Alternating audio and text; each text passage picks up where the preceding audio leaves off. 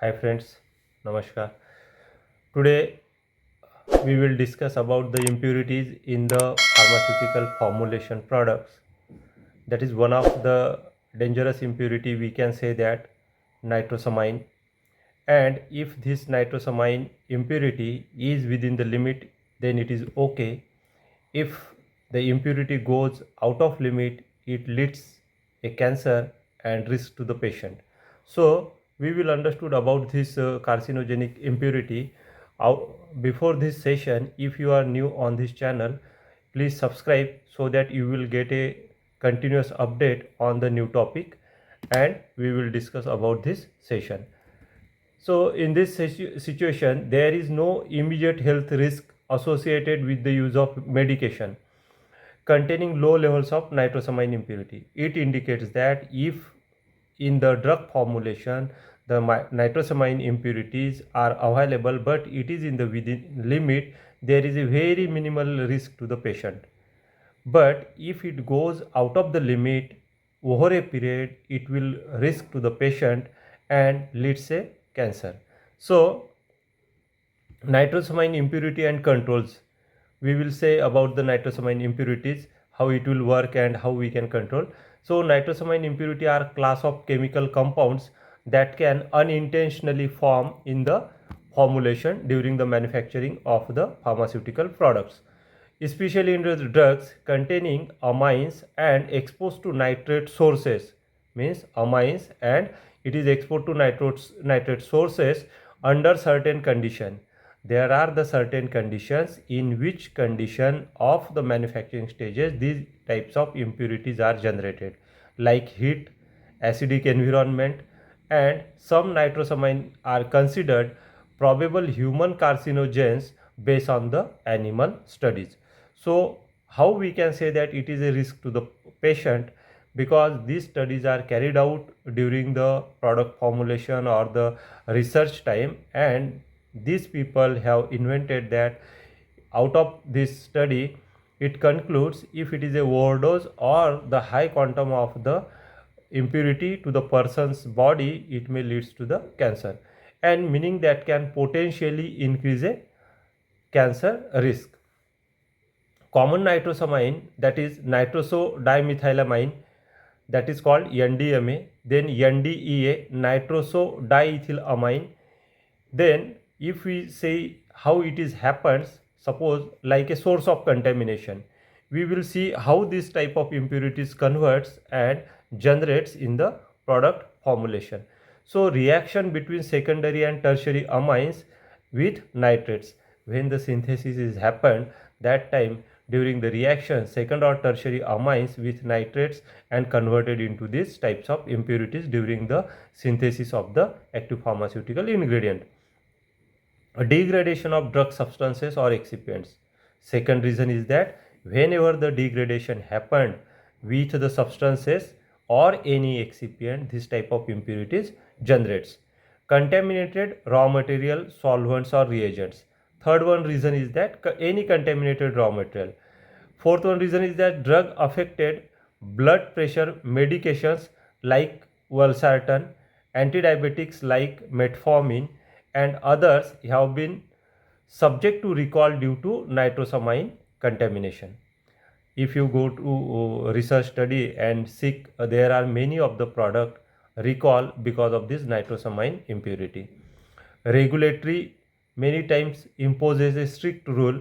Out of that, regulatory agencies like FDA, EMA have set a acceptable intake limits 96 ng per day for NDMA, means nitrosodimethylamine, and the limit sets that is EG 96 ng per day. So if you want to go at further stage, there is a risk mitigation. How we can mitigate this risk? Because every drug component we needs to manufacture, and during this manufacturing there are certain process, and during this process there may be a possibility to generate such type of impurities, and it is unintentional because it's a part of process. Whenever the process carried out, this type of impurity can generate. So risk mitigation, Use of nitrosamine free raw materials. We can use the nitrosamine free raw materials. Second one, control over the pH, temperature and nitrile levels during the synthesis. Means your whenever your synthesis is going on of the active pharmaceutical product, we should control the heat, acidic media as well as the pH and all these parameters. So, analytical testing using LCMS, GCMS or similar methods, we can control or we can identify with these types of high profile equipment. Risk assessment and reformulations if necessary. Risk assessment to be done during the formulation. Controlling nitrosamine impurities in the pharmaceutical involves a combination of risk assessment, process control, material selection and analytical testing. Here is a breakdown of the key parameters. So we will see about how we can break down this situation and how we can control during the manufacturing stages. So risk assessment as per ICH M7 and regulatory guidance, evaluate all the potential sources, drug substance, excipient, solvent, reagent, packaging materials, all these components to be verified and assessed with respect to the carcinogenic impurity. Identify vulnerable functional groups like secondary or tertiary amines, nitrite or nitrates. Review the manufacturing steps, especially those involving acidic condition, high temperature or residual nitrite. So we have to evaluate this risk during the reaction because certain high temperature required, acidic media is also there, acidic conditions is also there, sometimes residual nitrite to be used in the process. So because of all these factors, nitrosamine impurity may generate. Control of raw material and reagents. So we see the next level, how we can control this. So use nitrite free or low nitrate raw material. What type of raw material you should use?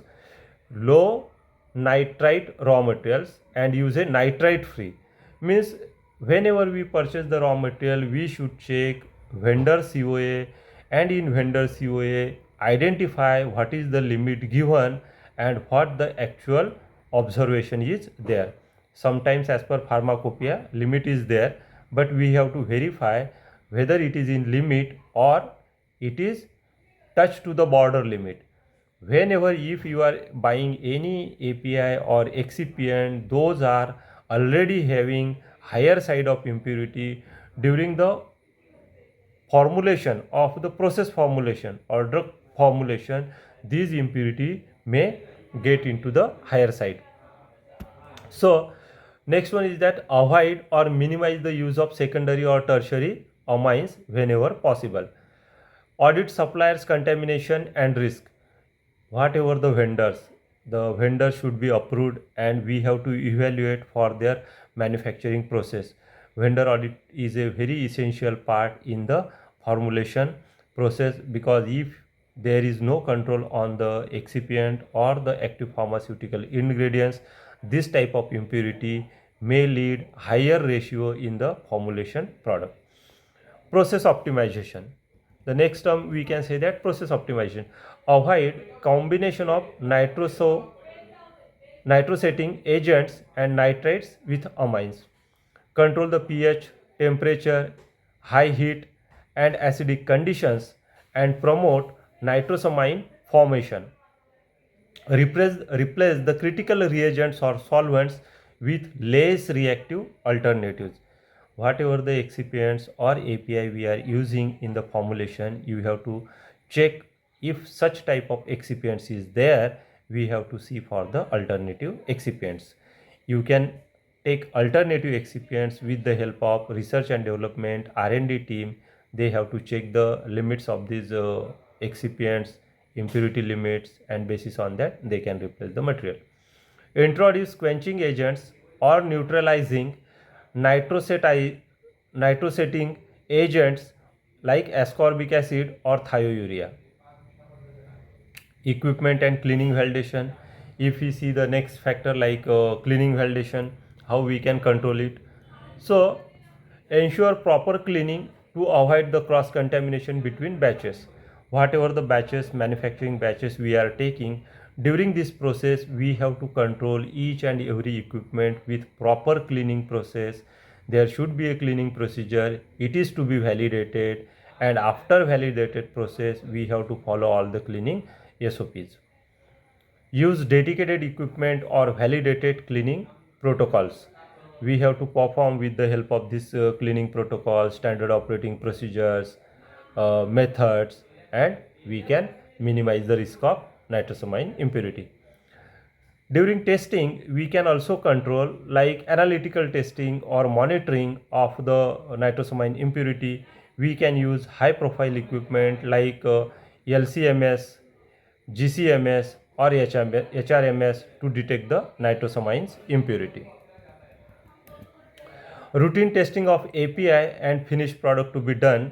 If any impurity identifying at higher level, it is immediately to be reported with the help of any quality management system like OS, OOT, and investigated the procedure thoroughly with the help of R&D, quality assurance, formulation department, and any senior management members.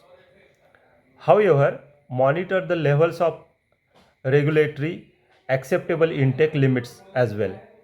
Regulatory compliance like FDA guidelines, WHO guideline, ICH guideline, EMA guidelines. We have to follow all these guidelines for this impurity profile. File the risk assessment to be done during the manufacturing process with the help of available material, with the help of equipments, man, material, process, and the current control. You can assess the risk mitigation. However, stay updated with changing regulatory limits and compound list available in the formulation department. Also, how this is applied in a real drug process, we will see through the example. Like nitrosamines can be formed through a various chemical process, including the reaction between nitrites and secondary amines in certain conditions. This type of chemicals available in few of the reactions, not all the reactions, but there are the major reaction including nitrites and secondary amines. These reactions to be monitored and controlled during the synthesis mechanism. It is N-nitroso of secondary amine present in the verapamil. There is a drug verapamil. Nitrosamines are part of border classes of compound known as N-nitroso compounds. What is called as N-nitroso compounds.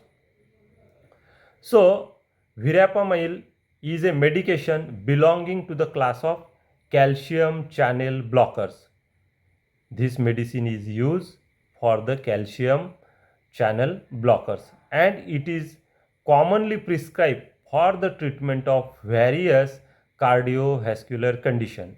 So this drug is a life-saving drug, verapamil, and it's a highly demandable and important in the market for the calcium channel blocker, and it is prescribed by the doctor for the various cardiovascular conditions. How it works? It works by inhibiting the influx of calcium ions into vascular smooth muscle cells and cardiac muscle cells, leading to the vasodilation and a reduction in heart rate. How it works? It leading to the reduction of heart rate as well as vasodilation in the cardiac muscle. And verapamil is used to manage conditions such as hypertension, high blood pressure, and angina, chest pain, and certain arrhythmias, irregular heart rhythms. This is all used by the verapamil. Additionally, it may be employed in the prevention of migraine headaches. The vasodilatory and antiarrhythmic effects of verapamil contribute to the cardiovascular health. So, it is the use of this verapamil in the calcium channel blockers and this drug or such type of drugs are mostly checked for the nitrosamine impurity, because this type of drugs are very critical and life-saving drugs. Not only for this drug, any drug we are prescribing to the patient, all quality control person should do strict analysis as per pharmacopoeial specification, and that specification should comply for the impurity limits. Any impurity observed in the formulation, it is immediately reported and investigated for the further process. If it is not investigated properly and it is not controlled during the manufacturing process, there may certain challenges or certain issues during the market sales, or it may life threatening to the patient. However, these are all the generation of nitrosamine impurity control and mechanism risk assessment we have seen. However, during storage, transportation also, if the drug is not properly stored, there may chances for leading the generation of the impurities, because interreaction of the molecule in the drug, it leads to the nitrosamine impurity, and it is also hazardous to the patient. And with the help of all these mechanism, it's our responsibility to check, follow and control such type of impurities, so whenever we prescribe the medicines to the patient, he can trust us and take the medicine very confidently. Thank you. If you have not subscribed this channel, please subscribe so that you will get a new other videos, and we will motivated to make the videos as well. Thank you.